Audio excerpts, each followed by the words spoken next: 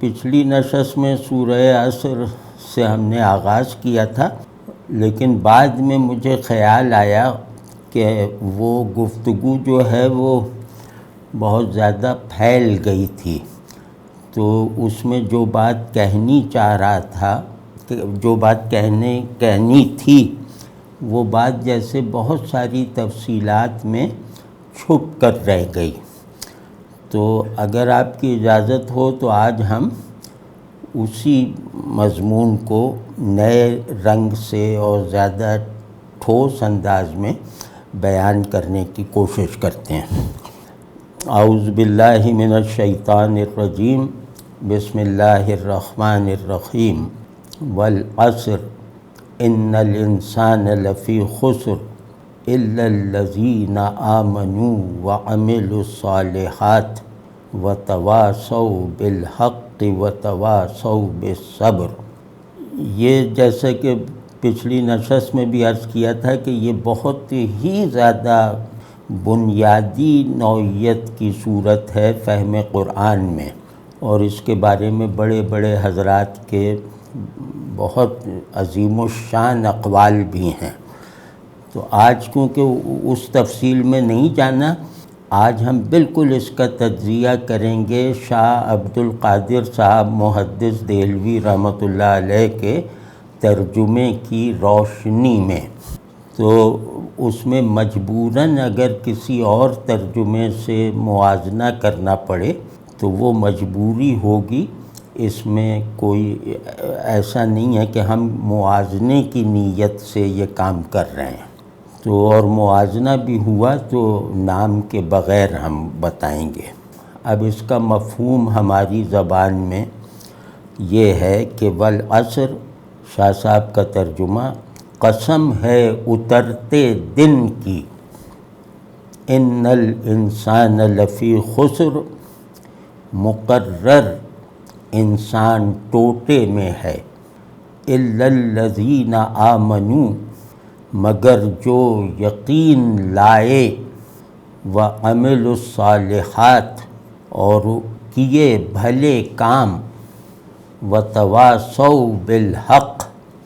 اور آپس میں تقید کیا سچے دین کا، وتواصوا بالصبر، اور آپس میں تقید کیا سحار کا۔ اس میں جو لوگ مطلب مختلف تراجم دیکھتے رہتے ہیں،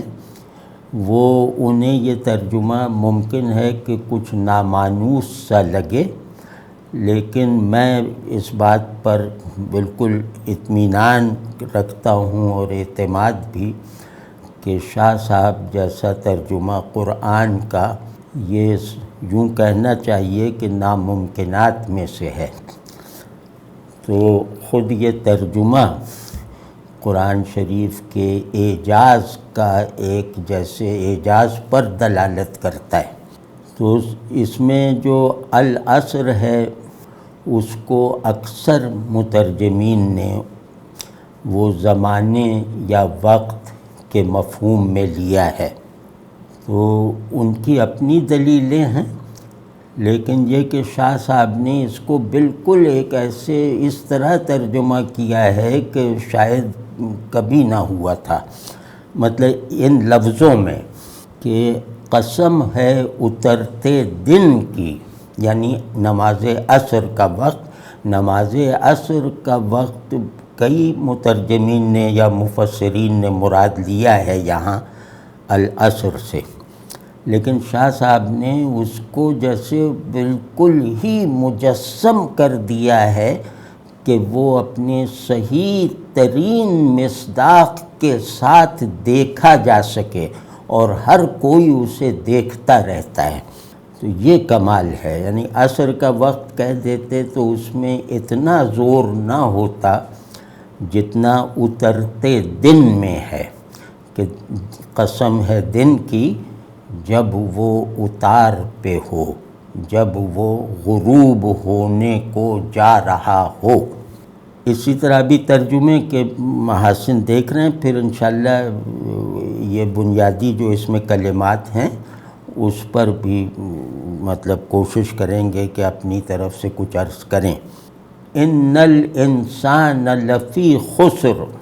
ان کا ترجمہ اکثر حضرات نے بالکل صحیح کیا کہ یقیناً یا بے شک یا قطعاً، تو لیکن شاہ صاحب جو ہیں وہ ترجمے کی صحت کے ساتھ ساتھ اصل لفظ میں جو ایک معنوی کیفیت ہوتی ہے اور اصل کلمے میں متکلم کی رعایت کو کس طرح ملحوظ رکھا جا سکتا ہے ترجمے میں، اس کا شعور میرے سمجھ میں کے مطابق شاہ عبد القادر صاحب میں جیسا ہے وہ بے مثل ہے۔ یعنی کلام کو متکلم کی رعایت سے سمجھنا ظاہر ہے ضروری ہے، یہ کوئی چھپا ہوا ادب نہیں ہے کسی کلام کو کھولنے یا سمجھنے یا اس کا مخاطب بننے کا، لیکن اس کی رعایت تراجم قرآن میں میرے خیال میں جیسی شاہ صاحب کے یہاں دکھائی دیتی ہے ہر لفظ کے ترجمے میں، وہ ابھی کہیں اور مجھے دکھائی نہیں دی۔ تو اب آپ یہ جیسے عصر کی روح کو جیسے جذب کر لیا اترتے دن، اسی طرح یہاں انا کا ترجمہ جو کلمہ تیقن ہے اور کلمہ یعنی کہ انا یعنی کہ شک کی کوئی گنجائش ہی نہیں ہے، یقیناً۔ اب آپ دیکھیں کہ یقیناً میں کیا بات رہ گئی تھی جو شاہ صاحب کے اس ترجمے سے ظاہر ہو گئی۔ یقیناً میں متکلم کی پریزنس غالب نہیں تھی، مقرر میں متکلم یعنی اللہ کی پریزنس اس کے مفہوم پر غالب ہے، اس کے مفہوم کی مقوم ہے، یعنی مقرر یقیناً کلمہ تیقن ہے، لیکن یہ استعمال ہوا ہے کلام الہی میں، تو اب یہ کلمہ تیقن ہمارے لیے تو ہے، یہ اپنے متکلم کی رعایت سے کلمہ تحکم بھی ہے۔ تو تیقن کی دو قسمیں ہوتی ہیں، تحکم کے ساتھ اور مطلب قطعیت کے ساتھ۔ تو یہ جو شاہ صاحب نے اس میں سے پہلو مقرر سے ترجمہ کر کے جو یہ پہلو ظاہر کیا ہے، یہ اپنی جگہ ایک کرامت ہے کہ اللہ جب کہے گا یقیناً تو مقرر یعنی یقینیات اسی کی مخلوق ہیں، تو یقیناً ہمارے فہم کی جہت سے اور قطعاً حکماً لازماً یہ اللہ کی جہت سے ہے۔ ان دونوں کو جمع کر دیا ہے ایک لفظ میں، وہ ہے مقرر، یعنی مقرر ایک پہلو سے مقدر کے معنی میں ہے کہ بس طے ہو گیا، یہ ٹل نہیں سکتا، لیکن مقرر میں یہ ہے کہ یہ حالت فعلی میں زیادہ ہے، مقدر جو ہے اس میں حالت فعلی یعنی تقدیر سازی کا عمل جو ہے وہ اس طرح سے پوری طرح اظہار نہیں پا رہا یا مفہوم میں پوری طرح گندھا ہوا نہیں ہے، تو اسے جیسے مفہوم میں اس کے اصل معنی کے طور پر سرایت کر جانے کا راستہ شاہ عبد القادر صاحب نے مقرر کے لفظ سے، مقرر میں یہ ہے کہ تقرر یعنی بس قرار دے دیا گیا، بس فیصلہ کر دیا گیا، تقدیر میں تحدید غالب ہے، حد بندی، اور تقرر میں جو ہے وہ جزم، قطعیت، تحکم، اور ایک جیسے وہ بالکل طے ہو جانا جس کی کبھی بھی نفی نہیں ہو سکتی، جس میں کبھی بھی کوئی استثناء نہیں نکل سکتا، ان معنوں میں ہے۔ پھر جب موجودات کے بارے میں اللہ کی طرف سے یقیناً کہا جائے گا تو وہ یقیناً تقدیری ہے، اور جب موجودات کو ان کے سیاق و سباق کے ساتھ، یعنی زمانی مکانی سیاق و سباق کے ساتھ کہا جائے گا تو وہ تقرر ہے، وہ اللہ کی طرف سے مقرر کیا گیا ہے۔ وجودیات اللہ کی طرف سے مقدر کیے گئے ہیں، نتائج اللہ کی طرف سے مقرر کیے گئے ہیں۔ یہ دونوں پہلو شاہ صاحب نے اس لفظ میں سمو رکھے ہیں۔ ذرا سا توجہ دیں تو یہ ایک دم دو روشنیوں کا مدغم ہو جانا نظر میں آ جاتا ہے۔ اور پھر ان الانسان مقرر، انسان جو ہے لفی خسر، ٹوٹے میں ہے۔ اب لفی خسر میں اب مجھے عربی اس طرح کی نہیں آتی کہ لام کے کوئی کردار ہے مستقبل میں قطعیت پیدا کرنے کا، یا ایک قانونی قطعیت پیدا کرنے کا کہ اس کے خلاف کبھی ہوگا نہیں۔ یعنی کہ ایک بات اس طرح کہی جاتی ہے کہ میں کہہ رہا ہوں کہ اس بات کے خلاف قیامت تک کبھی کچھ نہیں ہو سکتا، یہ بات اٹل ہے، یہ قانون اٹل ہے، یہ فیصلہ اٹل ہے۔ تو وہ کہتے ہیں کہ لام اس طرف دلالت کرتا ہے، یعنی کہ لام کی دلالت مستقبل کی طرف ہے۔ مستقبل جو اپنے تمام سائز اور حدود کے ساتھ، یعنی کل مستقبل۔ تو ظاہر ہے یہ ٹھیک ہی ہے، لیکن مسئلہ یہ ہے کہ صرف ٹھیک ہونا کافی نہیں ہے۔ صحت کو جو ہے وہ ایک تاثیر کے ساتھ اگر ملحوظ رکھا جائے تو وہ ظاہر ہے کہ قرآن کی بڑی خدمت ہے، اور وہ قرآن فہمی ہی نہیں بلکہ قرآن کے ساتھ طبعی اور قلبی اور ذہنی مناسبت کے لیے بھی مفید ہے۔ تو شاہ صاحب اصل میں سارا ترجمہ اس کی تفہیم و تاثیر کو ملا کے کرتے ہیں۔ تو اب کچھ لوگوں نے کہا کہ انسان خسارے میں پڑ کر رہے گا، یہ طے ہے اور زمانہ اس پر شاہد ہے۔ اور کسی نے کہا کہ حال کے صیغے میں کیا کہ انسان خسارے میں ہے۔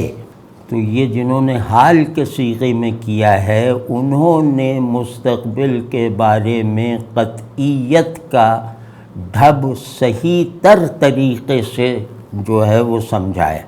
یعنی جو یہ مستقبل ایسا نہیں ہے کہ ابھی حال میں اس کی جو قانون مستقبل کے لیے ہے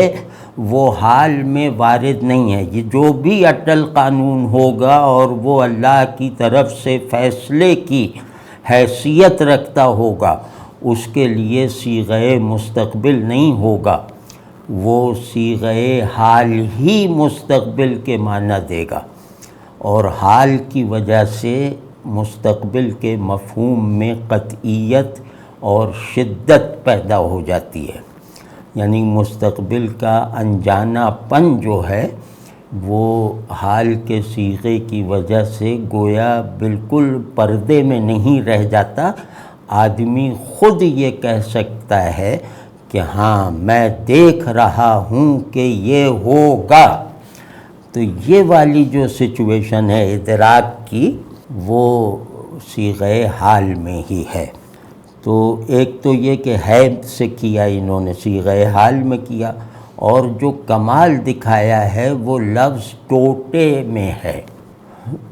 مطلب میں نے جتنے تراجم دیکھے ہیں، اور میں ظاہر تراجم کا ایک بالکل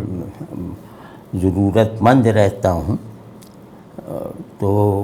کئی طرح کے تراجم دیکھے ہیں اپنی تعلیم کے لیے،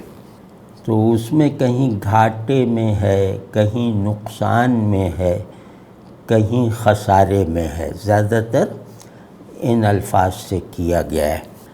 یہ پہلی مرتبہ دیکھا ہے کہ خسارے کو ٹوٹا کہا جائے، یعنی اصل میں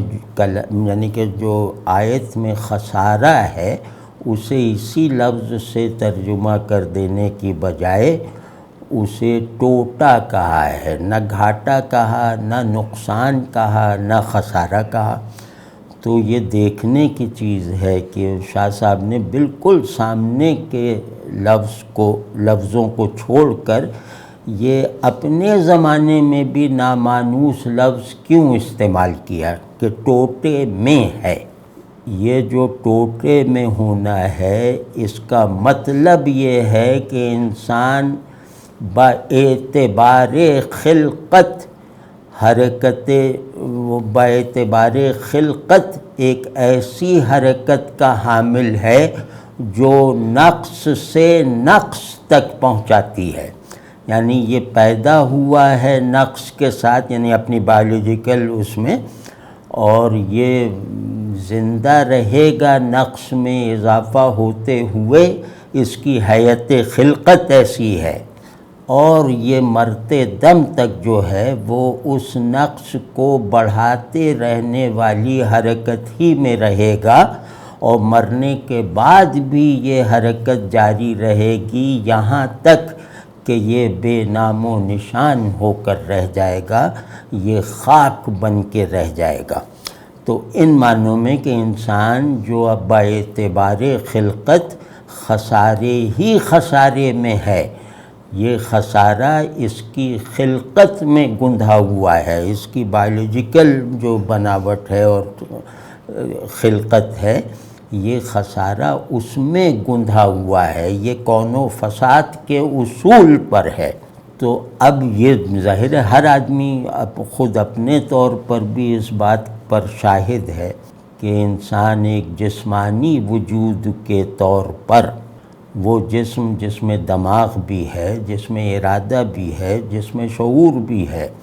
لیکن اگر وہ دماغ، ارادے اور شعور کو اس بایولوجیکل سطح سے بلند نہ کر پایا، دماغ کو جبلتوں کا محکوم بنائے رکھا، ارادے کو سرکشی کے لیے صرف کرتا رہا، یا اپنی تمام خواہشات کو ادنیٰ لذتوں تک محدود رکھا، تو یہ انسان اسی تقدیر کا نوالا ہے جو تقدیر اللہ نے ساری جسمانیت کے لیے لکھ رکھی ہے کہ یہ ٹوٹے میں ہے، یہ مٹنے کے لیے ہے، یہ گھٹنے کے لیے ہے، یہ بے نام و نشان ہو جانے کے لیے ہے۔ تو ان معنوں میں تو جیسے لگتا ہے مراد کو جذب کر کے شاہ صاحب نے اس کو ہمارے سمجھانے کے لیے ایک لفظ میں بیان کر دیا، وہ ہے ٹوٹا۔ ٹوٹا شے کا حصہ ہوتا ہے، شے پر لاحق نہیں ہوتا، جیسے خسارہ باہر سے لاحق ہوتا ہے، گھاٹا بھی باہر سے لاحق ہوتا ہے، یہ ٹوٹا اس کا اپنا حصہ ہے، ٹوٹے میں اندرونی پن ہے جو یہاں مراد معلوم ہوتا ہے، ان الانسان لفی خسر میں۔ تو اب استثناء اس میں جو آیا کہ الا الذین آمنوا، کہ ہاں وہ لوگ جو ایمان لائے، مطلب زیادہ ترجمہ ایسے ہی ہوا ہے کہ ہاں مگر سوائے ان کے، الا کو، تو یہ حرف استثناء کا ترجمہ تو شاہ صاحب نے جیسے سبھی نے کیا وہی کیا کہ مگر، اب آمنو وہ ایمان لائے، جس کا لفظی مفہوم یہ معلوم ہوتا ہے، اس کو شاہ صاحب نے کہا کہ یقین لائے، یعنی ایمان کا ترجمہ یقین سے کیا۔ یہ وہ بات ہوتی ہے جو مکھی پر مکھی مارنے والی علمیت کی گرفت میں کبھی نہیں آ سکتی، جو کلام الہی کی معنوی جو ایک کلام الہی کی جو ساخت ہوتی ہے، کلام الہی کے جو سیمینٹکس ہوتے ہیں، وہ ایسے لوگوں کی گرفت میں کبھی نہیں آ سکتے جو لفظوں پر لغت کو حاکم رکھنے کے عادی ہو جائیں، یا جو بس لفظ کے متداول مفہوم تک خود کو محدود رکھیں متکلم کی رعایت نہ رکھتے ہوئے، وہ میں ابھی عرض کروں گا جب آگے چلیں گے کہ متکلم کی رعایت کیا ہوتی ہے۔ تو یہ فرما رہے ہیں مگر جو یقین لائے۔ اب آپ ذرا غور کیجئے کہ استثناء بھی زبردست ہونا چاہیے نا۔ اگر ایمان زبان سے ایمان ہو گیا، دماغ سے ایمان ہو گیا، قلب سے ایمان ہو گیا، اب یہ ایمان مکمل ہوتے ہی، یعنی ایمان کی جو ادراکی اور کیفیاتی تکمیل کا نقطہ آتے ہی یہ لفظ، یہ اسم یقین سے بدل جاتا ہے۔ یعنی غیب پر ایمان ایسا انہوں نے رکھا کہ دکھائی دینے والی چیزوں سے پیدا ہونے والا یقین بھی اس کے سامنے کمزور ہے اور شک کی طرح ہے۔ یعنی آنکھوں دیکھے پر شبہ کیا جا سکتا ہے، بن دیکھے کو جس طرح ہم نے مانا ہے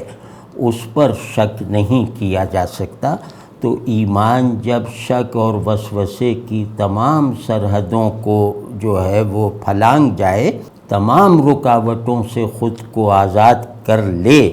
تو پھر وہ یقین ہے۔ اور غیب کی مناسبت سے یقین کا اگر آپ تصور کریں کہ بن دیکھا یقین، تو بن دیکھے یقین، تو ایمان جیسے اپنے پورے معنی کو چکھا دیتا ہے۔ یقین لائے یعنی انہوں نے اللہ کو اس طرح مانا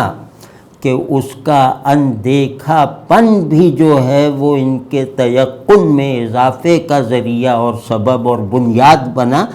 حتیٰ کہ اس یقین کے مقابلے میں بھی جو یقین عام طور پر مشاہدے اور دیگر حواس سے کسی چیز پر پیدا ہوتا ہے، تو یہ یقین کی وہ نوع ہے جو اللہ سے تعلق نصیب ہوئے بغیر، یعنی جو اللہ کو مانے بغیر سچائی کے ساتھ، وفاداری کے ساتھ اور خود کو نثار کیے رکھنے والی حالت کے ساتھ، جس نے بھی اس کا ادب پورا کیا وہ اس یقین سے مشرف ہوتا ہے، اسے یہ شرف ملتا ہے۔ تو غرض یہ کہ ایمان کو اس کے منتہا تک، کیونکہ قانون خلقت کے سامنے استثناء آ رہا ہے نا، تو اس کا زور بھی اتنا ہی ہونا چاہیے۔ تو دیکھو دکھائی دینے والی چیزیں اس قانون کی پابند ہیں، ان دکھائی دینے والی چیزوں میں رہنے والا انسان وہ بھی ان دکھائی دی جا سکنے یا دی جانے والی چیزوں کی طرح مسلسل عدم کے راستے کا مسافر ہے۔ لیکن انہی انسانوں میں جو دکھائی دی جا سکنے والی چیزوں کے جبر سے نکلنے کا کوئی راستہ نہیں رکھتے،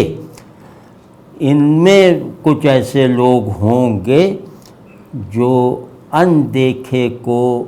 دکھائی دینے کے نتیجے میں پیدا ہونے والے تیقن سے زیادہ یقینی مانیں گے، یقینی جانیں گے، اور خود ایسے بنیں گے کہ وہ غیب پر یقین کا ایک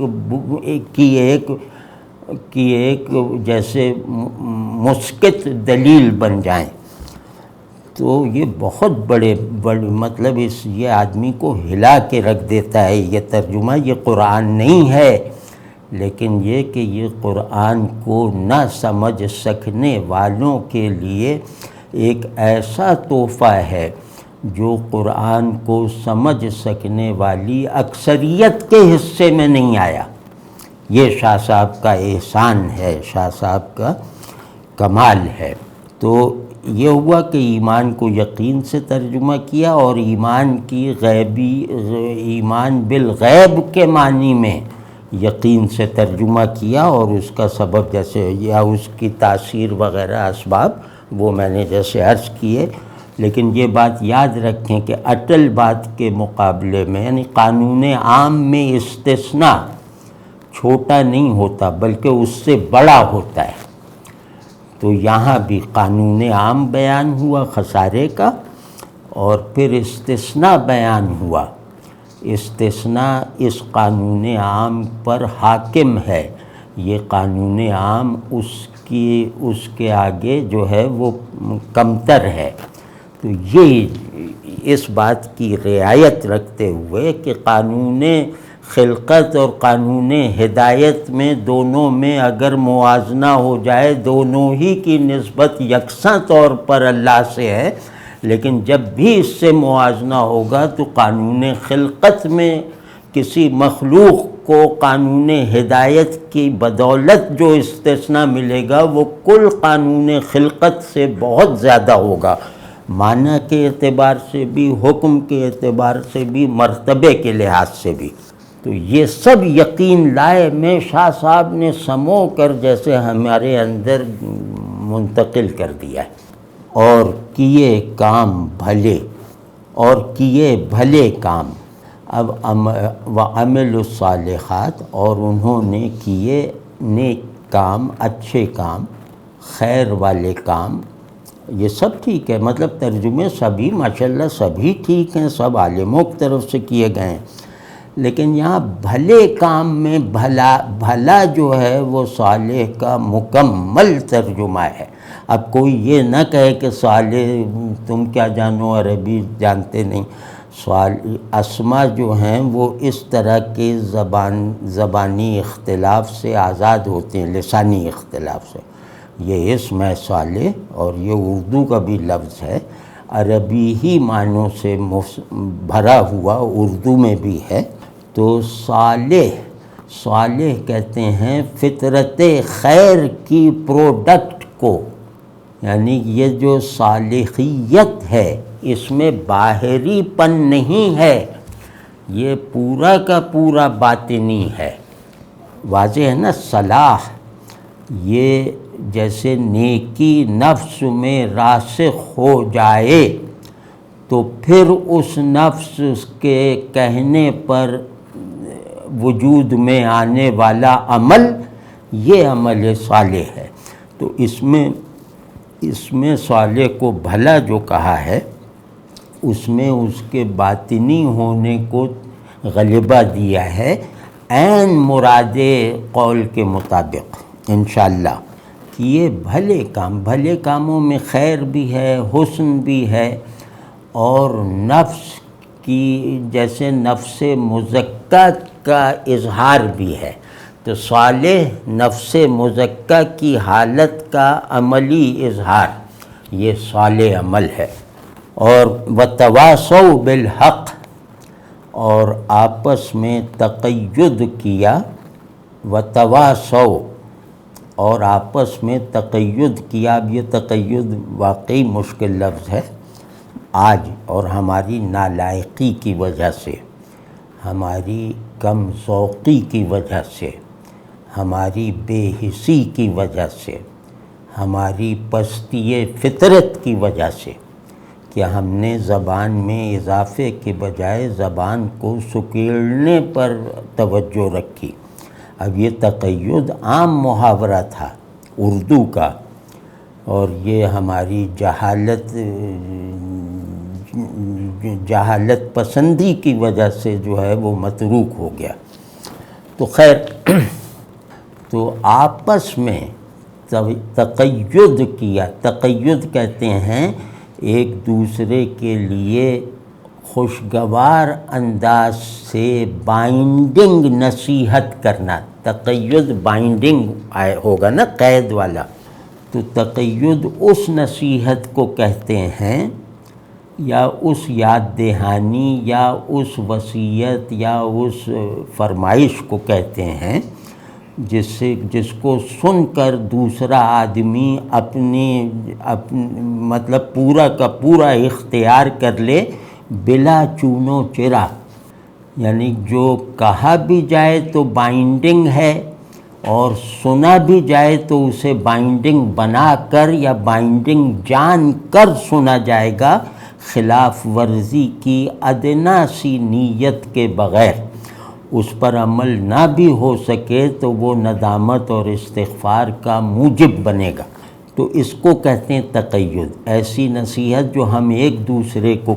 کریں کہ بھئی دین پر رہو، اچھائی کے کام کرو، تو ہم ایک دوسرے کو جو نصیحت کر رہے ہیں یہ اپنے کسی نفسیاتی تجزیے کا نتیجہ نہیں بتا رہے، یا اسے کسی دنیاوی فائدے کی طرف راغب نہیں کر رہے، یا کسی دنیاوی نقصان سے بچانے کے لیے اسے کوئی مشورہ اور نہیں دے رہے۔ ہم ازلی ابدی نقصان سے بچانے کے لیے، یعنی وہ اس استثناء میں خود کو لانے کے لیے جو سورہ مبارکہ میں ہے، اس استثناء میں لانے کے لیے ایک متفق علیہ بات کہتے ہیں، یعنی سننے والا اس سے متفق ہے اور اس سے واقف بھی ہے، تو کہنے والے کے لیے بھی وہ خدا کا حکم ہے اور سننے والے کے لیے بھی وہ خدا کا حکم ہے۔ تو یہ لوگ اللہ کی باتیں ایک دوسرے تک پہنچاتے رہتے ہیں تاکہ غفلت سے بچیں، نافرمانی سے بچیں، سرکشی سے بچیں اور پست ہمتی سے بچیں، مایوسی اور اداسی سے بچیں۔ تو مطلب یہ تقید ایسا ہوتا ہے کہ ظاہر میں شکنجہ، باطن میں آزادی۔ تو اب آپس میں ایک دوسرے کو پابند رکھتے ہیں، ہاں ایک دوسرے کو پابند رکھتے ہیں، کس کا؟ وتواصوا بالحق، الحق کا، یعنی یہ لوگ ایک دوسرے کو الحق کا پابند رکھتے ہیں۔ اب یہاں الحق، اس کا زیادہ ترجمہ میں نے حق دیکھا ہے کہ ایک دوسرے کو نصیحت کرتے ہیں حق کی،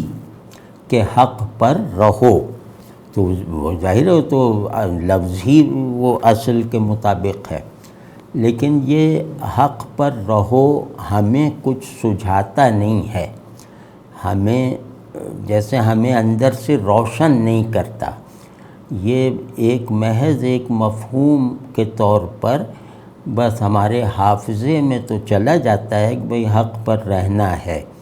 لیکن یہ حق کی یہاں پہ جو ماہیت ہے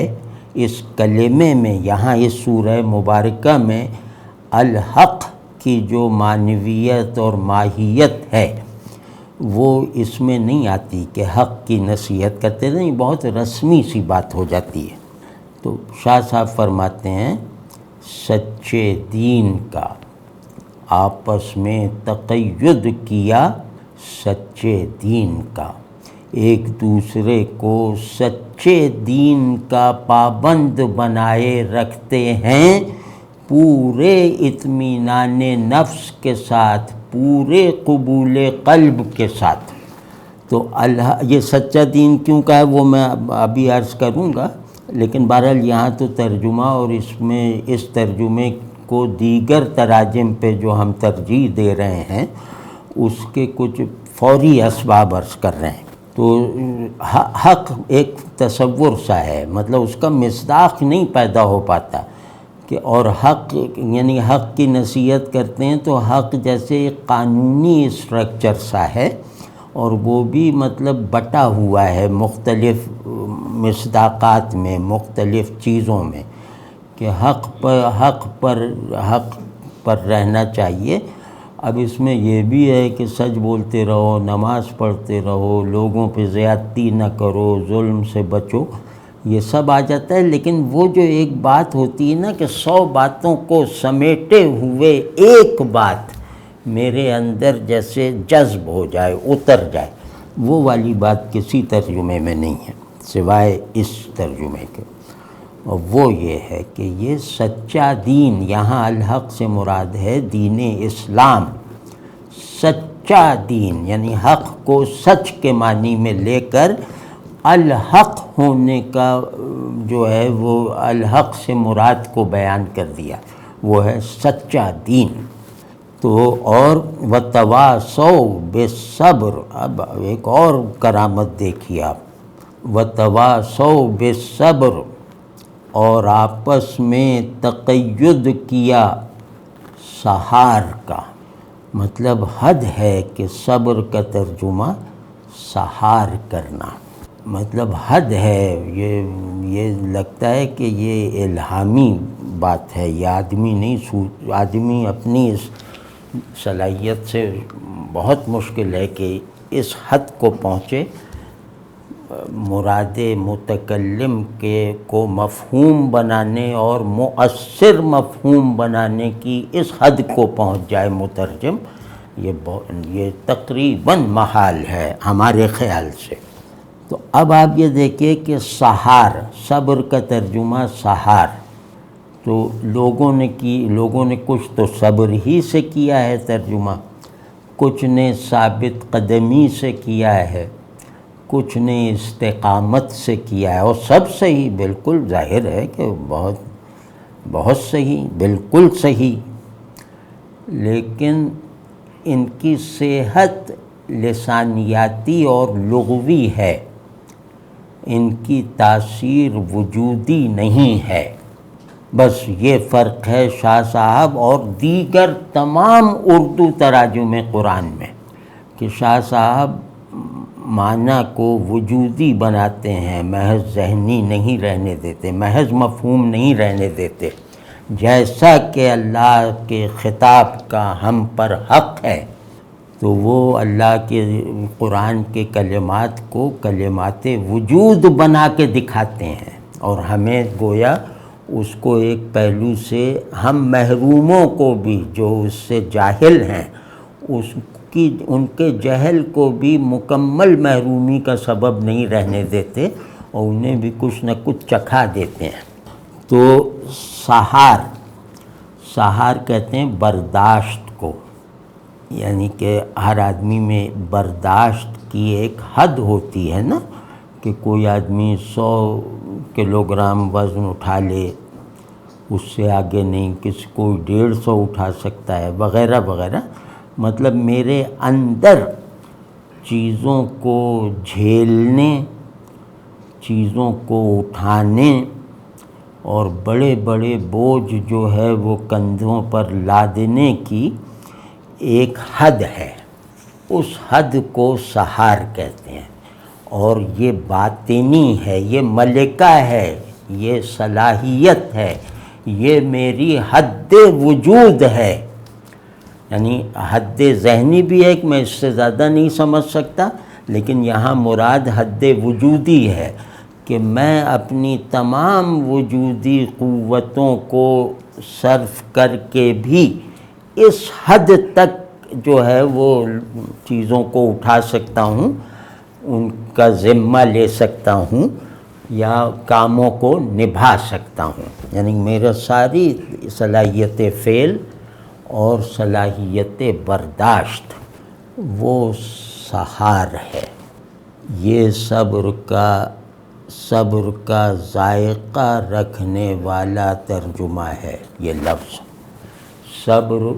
اپنی باطنی ساخت میں،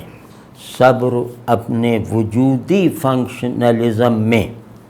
جو ہے وہ کسی ترجمے سے نہیں ظاہر ہے، وہ شاہ صاحب کے ترجمے ظاہر ہے،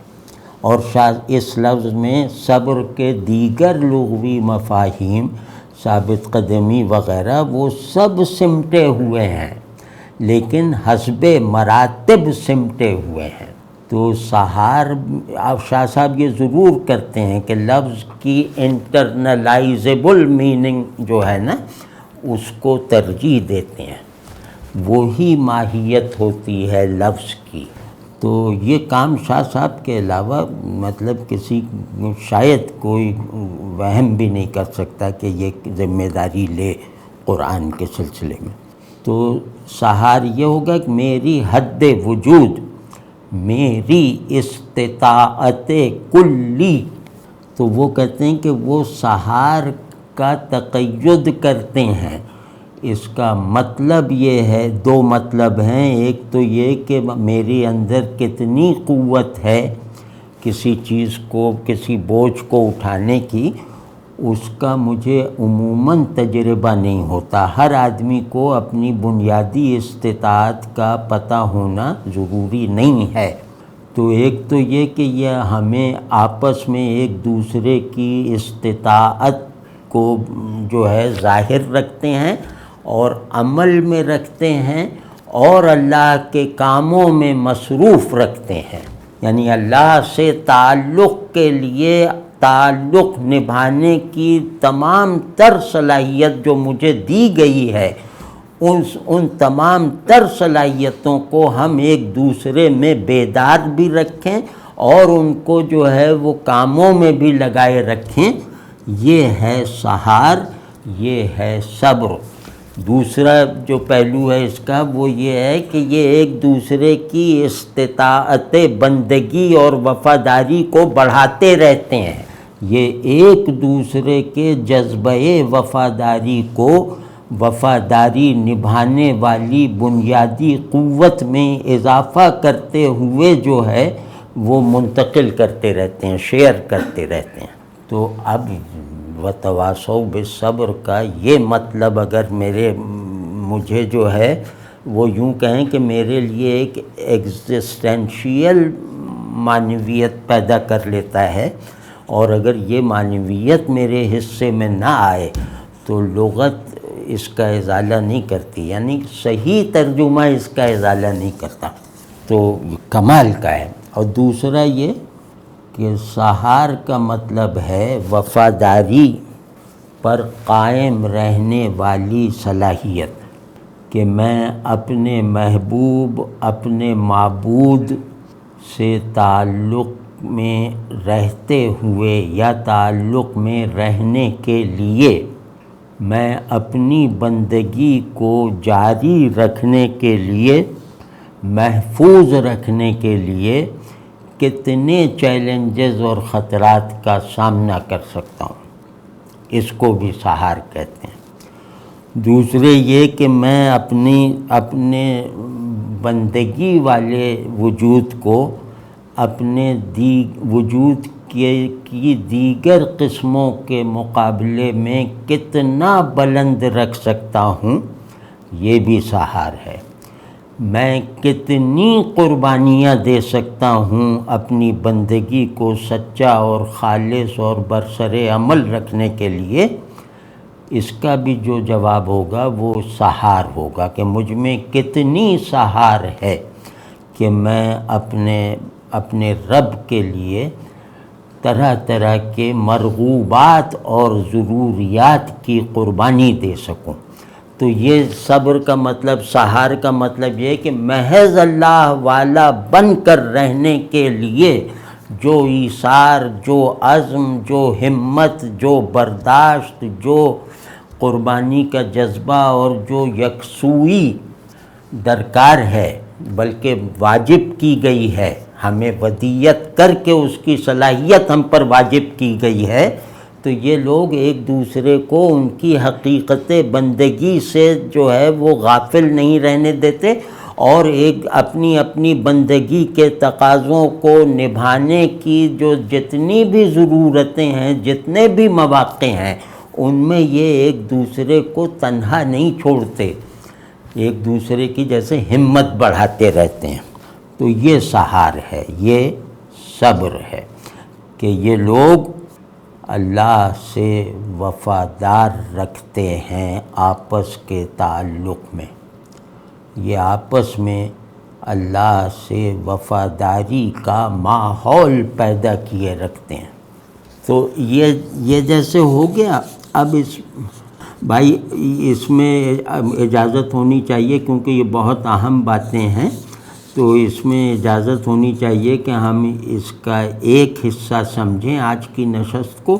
اور شاید ایک حصہ اور کرنا ہوگا جس میں ہم یہ عرض کریں گے کہ یہ جو بنیادی کلمات ہیں، عصر ہے اور خسارہ ہے، الحق ہے، صبر ہے، ان کے الگ الگ سے کے جو معانی ہیں اور ان میں چھپی ہوئی جو معنویتیں ہیں جن تک پہنچنا اللہ کے ساتھ تعلق میں مفید ہوگا وہ انشاءاللہ ہم اگلی نشست میں کریں گے، یا یوں کہہ لیں کہ اس پر ایک عارفانہ سیاق و سباق میں ان کلمات پر، ان الفاظ پر اگلی نشست میں گفتگو کریں گے، کیونکہ میں چاہتا ہوں کہ اتنی جلدی بھی نہ کر دیا جائے کہ بعد میں خیال آئے کہ فلاں بات تو رہ گئی، فلاں بات تو رہ گئی۔ تو میں آپ حضرات سے اس کی اجازت طلب کرتا ہوں، اور امید ہے کہ کوئی حرج آپ کو نہیں محسوس ہوگا، تو باقی باتیں اگلی نشست میں انشاءاللہ۔ ڈپٹی نذیر احمد کا ترجمہ قبول نہ ہونے میں کیا عوامل ہیں؟ انہوں نے زبان کو دیکھا، متکلم کو نہیں دیکھا۔ بس اس ترجمے کا سب سے بڑا نقص ڈپٹی نذیر احمد کے یہ ہے کہ اس میں متکلم کی رعایت نظر نہیں آتی، حالانکہ متکلم کا سب سے بلا واسطہ اظہار اس کے کلام سے ہوتا ہے۔ تو کاش وہ قرآن کو اس نظر سے دیکھتے۔ وہ بلا شبہ عربی دانی میں اپنا مثل نہیں رکھتے، عربی دانی کے منتہا پر تھے، لیکن وہ جیسے اب ہمارے لیے عبرت کے مقام پر ہیں کہ انہیں دیکھ کر سمجھ میں آ جاتا ہے کہ محض عربی دانی کافی نہیں ہے، اور اردو دانی میں بھی ان کے برابر کون ہو سکتا ہے، ان سے آگے کون ہو سکتا ہے۔ تو دونوں زبانوں کے وہ منتہی تھے، لیکن مخاطب بننے کے آداب سے عاری تھے، متکلم کی جو پیشگی معرفت ہوتی ہے اس سے لگتا ہے کہ محروم تھے۔ احمد جاوید صاحب، یہ ایمان کو یقین کے درجے تک، صالحیت کو اور سہار کو، حضرت اس کو وجودی کیسے بنائیں؟ ان سب چیزوں کو آپ نے کہا نا وجودی انٹرنلائز کرنا چاہیے، اس کو انٹرنلائز کیسے کریں؟ ان ساری جو ہیں جو چار چیزیں انہوں نے بتائی ہیں، کیسے کریں؟ ہاں یہ بھائی ریئلائز کریں۔ رسول اللہ صلی اللہ علیہ وسلم کی عبادات میں جو سنتیں ہیں نا، وہ بہت آسانی سے ہم سبھی کو انشاءاللہ مل سکتی ہیں، اور اس کا اکثر حصہ امید ہے کہ ہم سب کو پہلے سے یاد ہے، ان پر عمل کریں۔ رسول اللہ صلی اللہ علیہ وسلم کی عبادت ہمارے لیے بندہ اندر سے بندہ بننے کی واحد سبیل ہے۔ یہ کر کے دیکھیں کیسے تنہائی میں روتے تھے، دعا کیسے کرتے تھے، خارجی مصیبتوں کا سامنا کیسے کرتے تھے وغیرہ، مطلب سنن عبادت آپ دیکھ لیجئے، اور اس میں اپنی سہولت دیکھ کر، یعنی اپنے مزاج کو دیکھ کر، اپنے حالات اور فرصت وغیرہ کو دیکھ کر ان میں سے کچھ کے پابند ہونے کی کوشش کیجیے۔ اور پابندی کیا ہے کہ ایک تو رسول اللہ صلی اللہ علیہ وسلم نماز کی فارم کو اس طرح عمل میں لاتے تھے، تو وہ تو ظاہر ہے کہ سب ماشاءاللہ۔ ایک یہ کہ رسول اللہ صلی اللہ علیہ وسلم نماز کے باطن کو کس طرح زندہ رکھتے تھے۔ مثال طور پہ ہم کہیں کہ بھئی رسول اللہ صلی اللہ علیہ وسلم کی طرح نماز پڑھ لینے کی توفیق مل جائے تو سجدہ گاہ آنسوؤں سے تر ہو جائے گی۔ تو اب یہ ثبوت ایک ہے۔ رسول اللہ صلی اللہ علیہ وسلم کے اسوہ عبادت پہ کی پیروی اگر ہمیں نصیب ہو جائے تھوڑی سی بھی، ذرہ برابر بھی، تو نماز میں یکسوئی بے خلل ہو جائے گی۔ تو اب یہ سب کیسے پیدا ہو؟ وہ آپ صلی اللہ علیہ وسلم نے خود فرما دیا کہ سجدے لمبے کرو۔ تو بس اس کو آپ دیکھ لیں، رسول اللہ صلی اللہ علیہ وسلم سے منقول افعال اور آپ صلی اللہ علیہ وسلم سے رپورٹڈ اقوال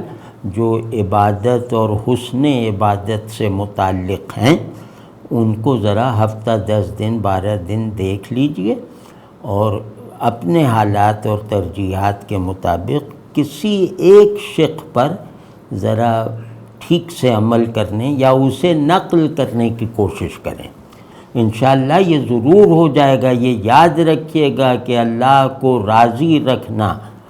دنیا کا سب سے آسان کام ہے اور مکمل طور پر ہمارے اختیار میں ہے۔ یعنی آپ کو راضی رکھنا، مجھے راضی رکھنا، یہ مکمل طور پہ ہمارے اختیار میں نہیں ہے، یا